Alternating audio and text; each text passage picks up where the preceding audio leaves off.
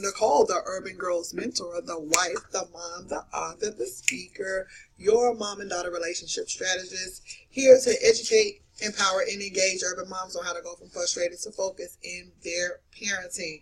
So I just dropped the video about the church laying hands spiritually, right? You got to go check that out. I don't even tell you about it. But anyway, this session is going to be about laying hands physically on your daughter, right? So a lot of us are old school. I grew up in a home where my mama laid the hands, like what they call it in Chicago, the foot flops. She put the foot flops on me. Like really with anything she could pick up, a shoe, a brig, whatever. But we knew that our mom loved us, so she disciplined us. That was her line of discipline, and that's old school. But I'm here to tell you that I don't agree with physical punishment, right? And here's my reason.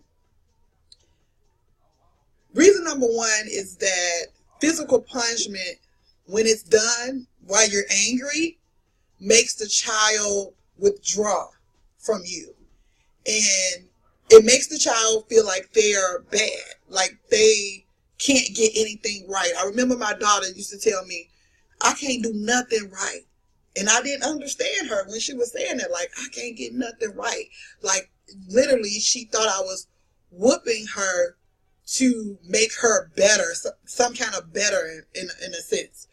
But I not only whooped her, I use my fist and all of that, and I just don't agree with that in this day and time in 2017 because it don't work. Because you are up against so many outside influences that the very time you start, laying hands and all of this with your baby girl, that she's going to seek refuge somewhere else. So you can't let that be like your sole discipline, your sole way how you solve a problem. Like you really I can remember the time, like, let me go back. I can remember the time, like, my 16-year-old, like, she probably gonna get me for sharing this with y'all, but she not, because we talk about everything. But on my husband's birthday, probably about 2 years ago, my daughter decided she wants to have company. She thought we were gone, and we doubled back on her, and she was in the house, getting down. And the old me would have broke her back, right? I would have really put my foot in her butt. But the new me saw it as an opportunity to teach her, because guess what? Guess what, y'all? Your baby girl, y'all waiting to talk to them about sex. Y'all waiting to talk to them about diseases. And by the time you find them, by the time you go to the doctor, by the time you talk to the preacher, your daughter has already had sex. Matter of fact, somebody in the family probably has already touched her, and you don't even know. So you're waiting, So I just saw that opportunity as an opportunity to educate my daughter. I'm like, I can't watch, I'm not the coochie patrol. I'm not going to watch her, but I have to trust that she's going to do the right thing. Like, protect herself from a disease or protect herself from pregnancy. I have to trust her. So the guy, I was on him. But her, I was on him for just being in my home. But her, I had to really gather myself. I was so upset because I didn't expect that out of her. But she's a teen. Hormones are raging. Girls like boys. They think about boys nonstop. So who am I to come along and just put her on hold about, not only that, she has a cell phone, she has TV. And I'm telling y'all, we are up against some major things. Everything is sexually driven on TV, even the cartoon. So instead of you whooping her or putting your fist on her like she's some animal in the street, try to talk to her mom. Try to understand. Use that as an opportunity to go and research some things that you might not even know about. Because I think sometimes we whoop our children because we don't know. We don't know what to say. We don't know what to tell them about a certain situation. So we succumb to the lack of knowledge, and then we turn that into a opportunity. I'm not gonna say opportunity, but we turn it in a session of discipline that requires you laying hands, and you don't have to. And so I'm just encouraging you, mom, to taking a different approach this year in 2017, that we're not going to put our fists, our shoes, our belts, and all of that on our daughters, that we're going to be proactive parents.